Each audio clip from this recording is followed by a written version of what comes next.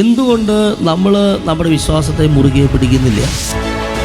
അപ്പോസ്തലപ്രവൃത്തി 16:31 കർത്താവായ യേശുവിൽ വിശ്വസിക്കുക, നീയും നിന്റെ കുടുംബവും രക്ഷ പ്രാപിക്കും. യേശുവിൽ വിശ്വസിക്കുക എന്ന് വെച്ചാൽ യേശു പറയുന്ന വാക്കുകൾ അനുസരിക്കുക, യേശു പറഞ്ഞതുപോലെ ചെയ്യുക. പ്രവൃത്തി കൂടാതെയുള്ള വിശ്വാസം അതിൽ തന്നെ നിർജ്ജീവമാണെന്ന് യാക്കോബ് ശ്ലീഹ പറയുന്നുണ്ട്. അപ്പോൾ വിശ്വസിക്കുന്നവൻ കർത്താവ് പറഞ്ഞതുപോലെ പ്രവർത്തിക്കാൻ അനുസരിക്കാൻ തയ്യാറാവും. യേശുവാണ് ഏക രക്ഷകൻ. സഭ പഠിപ്പിക്കുന്ന കാര്യങ്ങൾ അല്ലെങ്കിൽ യേശുക്രിസ്തു പഠിപ്പിച്ച കാര്യങ്ങൾ, യേശുവിൻ്റെ വിശ്വാസം, യേശുവിൻ്റെ പ്രവർത്തനങ്ങൾ, വചനങ്ങൾ, ഇതിൽ ഉറച്ചു നിൽക്കാനുള്ള ചങ്കൂറ്റവും ധൈര്യവും നമുക്ക് ഉണ്ടായിരിക്കണം. വിശുദ്ധ പൗലോസ് ശ്ലീഹ ഗലാത്യർക്ക് എഴുതിയ ലേഖനം 1:10 പറയുകയാണ്, ഞാനിപ്പോൾ ആരെയാണ് പ്രസാദിപ്പിക്കാൻ നോക്കുന്നത്? ശ്രദ്ധിക്കുക, ആലോചിച്ച് നോക്കുക.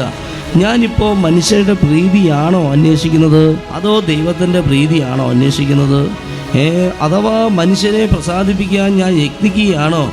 ഞാൻ ഇപ്പോഴും മനുഷ്യരെ പ്രസാദിപ്പിക്കുന്നവനായിരുന്നു എങ്കിൽ ക്രിസ്തുവിൻ്റെ ദാസനാകില്ലായിരുന്നു. മനുഷ്യരെ പ്രസാദിപ്പിക്കാൻ പോയി കഴിഞ്ഞാൽ പിന്നെ ദൈവത്തെ പ്രസാദിപ്പിക്കാൻ പറ്റില്ല.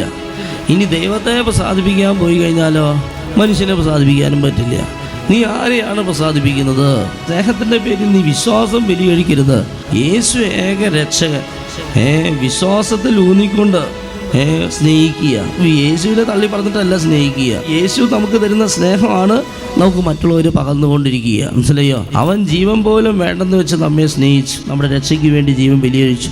അതുപോലെ മറ്റുള്ളവരുടെ, അത് ജാതി മത ഭേദമെന്നെ, എല്ലാവരെയും സ്നേഹിക്കുക, എല്ലാവരും ക്ഷമിക്കുക, എല്ലാവരും കരുണ കാണിക്കുക, എല്ലാറ്റിനുപരിയായി ദൈവത്തെ സ്തുതിക്കുക. അതാണ് നമ്മൾ ഒരു ക്രിസ്ത്യാനി എന്ന നിലയിൽ ചെയ്യേണ്ടത്. യേശു ഏക രക്ഷകൻ. ഈ വിശ്വാസത്തിൽ ഉറച്ചു നിന്നുകൊണ്ട് വേണം ഇതൊക്കെ ചെയ്യാനായിട്ട്.